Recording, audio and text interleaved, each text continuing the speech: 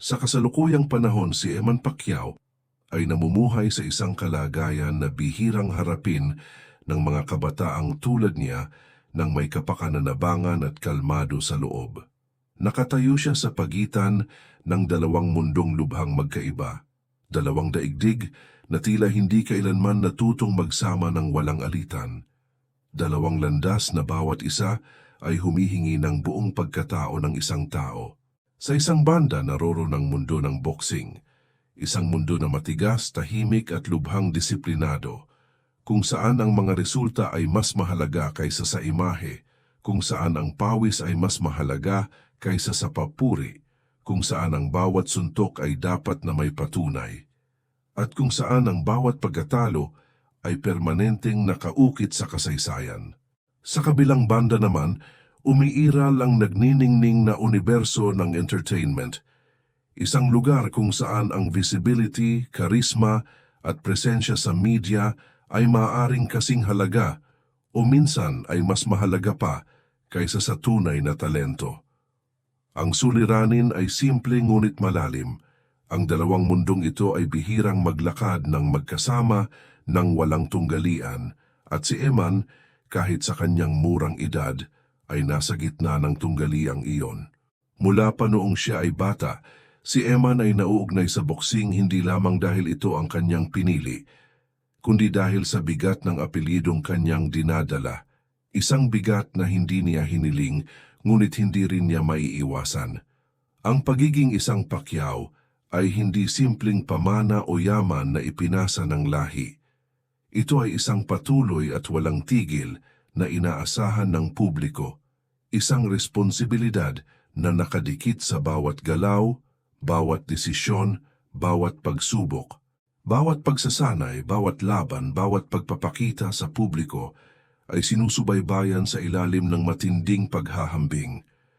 Ang bawat hakbang niya ay sinusukat hindi batay sa kung ano siya bilang individual, kundi kung paano siya umabot sa estandard na itinakda ng nauna sa kanya. Sa ringge, hindi sapat na manalo lamang, inaasahan na kumatawan siya sa buong legasya, sa buong kasaysayan ng pamilya, sa lahat ng napatunayan na ng pangalang Pacquiao sa mundo ng sports. Ang presyur na ito, kahit hindi binibitawan, ay lumilikha ng kapaligiran kung saan ang pagkakamali ay mas mahal ang presyo para sa kanya kaysa sa kahit sinong atleta sa kanyang edad.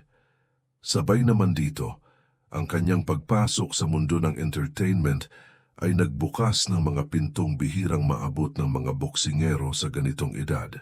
Dumating ang mga imbitasyon sa mga kaganapan, ang atensyon ng media, ang mga kontratang pang-artista, at ang lumalaking presensya sa labas ng sports. Lahat ng ito ay naglagay kay Eman sa patuloy at mataas na exposure. Para sa marami, ito ay isang bentahe, isang pagkakataon na dapat samantalahin. Para sa iba naman, ito ay isang mapanganib na paglihis, isang pagtalikod sa tunay na landas. Ngunit ang hindi nila napapansin ay ito. Ang exposure na ito ay may kapalit din. Habang lumalaki ang kanyang visibility sa labas ng ringge, mas tumitindi rin ang pagdududa sa kanya sa loob nito.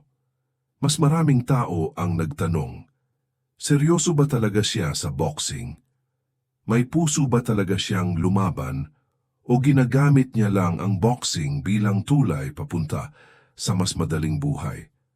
Ang mga tanong na ito, mabigat man o hindi, ay patuloy na bumabalot sa kanyang pangalan. Ang boxing ay humihingi ng isolasyon, ng paulit-ulit na rutina at ng ganap na focus. Walang pagkakataon para sa kalat ng isip. Walang pagkakataon para sa mga iba pang pangarap na hindi nakatuon sa ringge. Ang entertainment naman ay humihingi ng availability, ng imahe at ng koneksyon sa publiko. Ito ay humihingi ng ngiti, ng biro, ng presensya sa social media, ng pakikipag-usap sa mga tao. Ang pagsamahin ang dalawang realidad na ito ay hindi lamang isang tanong ng schedule o oras. Ito ay isang tanong ng pagkakakilanlan. Sino ba talaga si Eman? Saan ba siya tunay na nabibilang? Boksingero ba siya na napapakita rin sa media o isang media personality na nakikipaglaban din sa boxing? Ang pagdududa na ito, kahit hindi sinasabi ng malinaw, ay nakakaimpluwensya sa paraan ng pagtingin ng publiko sa kanya. At kahit si Eman mismo sa ilalim ng lahat ng iyon, ay maaaring hindi sigurado kung saan talaga siya mas komportable. Mayroon pang mas malalim na tunggalian, isang bagay na bihirang lumabas sa mga headline o balita. Ang tunggalian sa sarili. Ang mga kabataang atleta ay kadalasang nangangailangan ng oras upang magkamali, matuto at umunlad ng malayo sa mga ilaw ng kamera. Sa kaso ni Eman, ang bawat hakbang ay nangyayari sa harap ng isang audience na nagkaroon na ng opinyon. Para sa ilan, kailangan pa niyang patunayan ang lahat. Para sa iba naman, sobra na ang atensyon na natatanggap niya. Ang pagkakaroon ng sarili sa pagitan ng dalawang hatol na ito ay lumilikha ng patuloy na tensyon. Isang tensyon na mahirap pamahalaan hindi lamang physically, kundi pati na rin emotionally. Paano ka titindig ng matuwid kung ang bawat kilos mo ay sinusukat ng iba't ibang panukat? Paano ka magiging tunay sa sarili kung lahat ay may inaasahan na ibang version ng iyo? Ang paghahati sa pagitan ng dalawang mundong ito ay nakakaapekto rin sa narrative ng kanyang karera. Kapag kumalat ng labis ang focus, nagsisimulang tanungin ng publiko ang mga prioridad. Bawat pagpapakita sa labas ng sports ay nagiging paksa ng debate. Bawat panahon na walang laban ay bumubuo ng mga spekulasyon. Hindi dahil nabibigo siya, kundi dahil ang kanyang journey ay ginagawa sa dalawang entablado ng sabay-sabay. At ang dalawang entabladong ito ay hindi nag-a-agree sa isa't isa. Ang isa ay nagsasabing mag-focus, habang ang isa naman ay nagsasabing mag-expand. Ang isa ay nagsasabing magtago, samantala ang isa ay nagsasabing lumabas at makita ng mundo.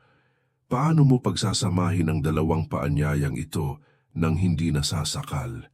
Ang totoo, marahil ang pinakamalaking hamon ni Eman Pacquiao ay hindi ang pagpili sa pagitan ng boxing o entertainment, kundi ang paghahanap ng balanse sa isang kalagayan na bihirang pumapayag nito.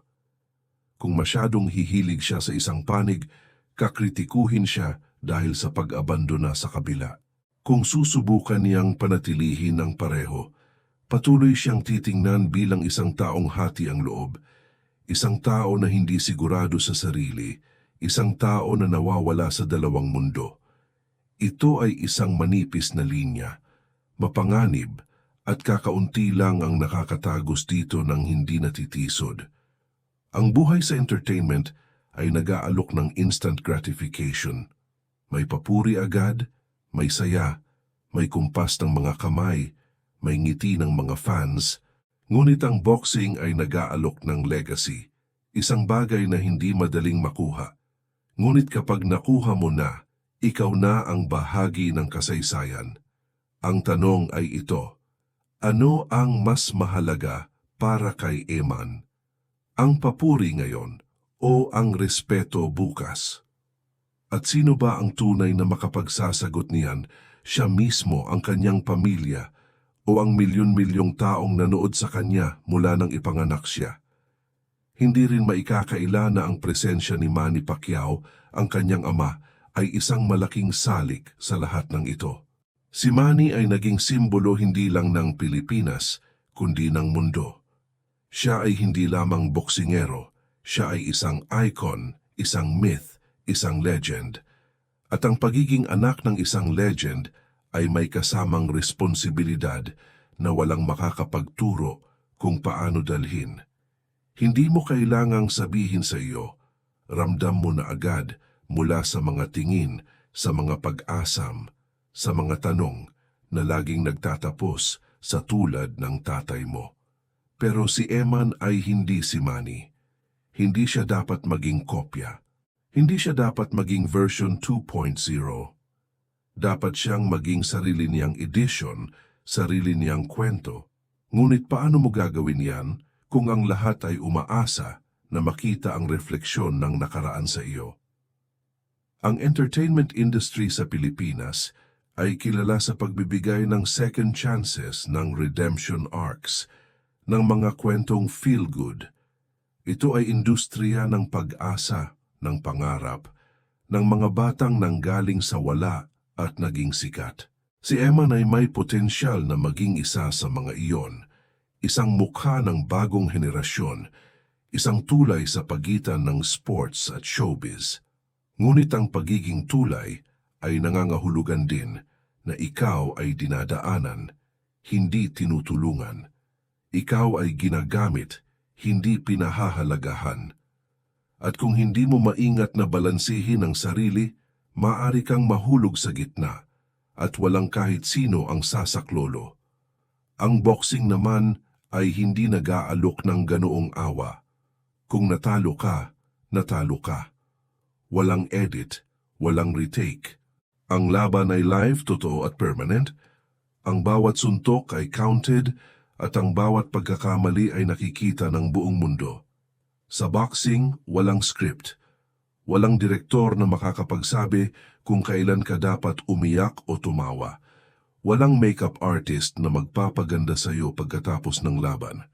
Ikaw lang ang iyong katawan, ang iyong diskarte, at ang iyong determinasyon. At kung wala ka niyan, walang amount ng exposure o social media followers ang makakapagtago sa iyo. Sa totoo lang, ang mundo ay puno ng mga taong sumubok magtayo ng dalawang karera ng sabay-sabay. May mga natagumpay, sina Dwayne "The Rock" Johnson, John Cena at iba pa. Pero bago sila naging successful sa entertainment, nag-establish muna sila ng solid foundation sa kanilang primary craft. Hindi sila nag-jump agad, hindi sila nag-rush, at hindi nila ginawang excuse ang isa para sa kabiguan sa iba. Ang tanong para kay Eman ay ito: handa na ba siyang magtayo ng foundation o mas gusto niyang lumipad agad? Ang social media ay isa pang layer ng complexity. Ngayon, hindi ka pwedeng maging private, hindi ka pwedeng magtago. Lahat ng galaw mo, lahat ng post mo, lahat ng katahimikan mo, lahat ay may meaning, lahat ay napag-uusapan. At kapag ikaw ay anak ng isang legend, doble ang atensyon. May mga tao na naghihintay na magkamali ka, at may mga taong naghihintay na magtagumpay ka. Pareho silang maingay, pareho silang demanding. At sa gitna ng ingay na iyon, paano mo maririnig ang sarili mong boses? Kung tutuusin, si Eman ay biktima ng timing. Ipinanganak siya sa isang panahon kung saan lahat ay instant, lahat ay viral, lahat ay exposed. Kung siya ay ipinanganak mga 2 dekada mas maaga, malamang mas tahimik ang kanyang paglaki. Mas konti ang pressure, mas maraming oras para mag-develop. Pero ngayon, sa mundo ng TikTok, Instagram, Twitter at YouTube, lahat ay mabilis. Walang hinihintay, walang nag-aalala sa proseso. Ang gusto lang ng tao ay results, at gusto nila ito kaagad. Ang tanong na hindi pa rin nasasagot ay ito: ano ba talaga ang gusto ni Eman? Hindi ang gusto ng publiko, hindi ang gusto ng pamilya, hindi ang gusto ng mga manager o sponsors, kundi ang gusto niya mismo. Dahil sa huli, siya lang ang makakaalam, siya lang ang makakasagot, at siya lang ang makakatiis ng consequences ng kanyang mga desisyon. Ang masama lang, bihirang magtanong ang mundo ng ganoong tanong. Ang mundo ay umaasa na alam mo na kung sino ka. Pero paano kung hindi?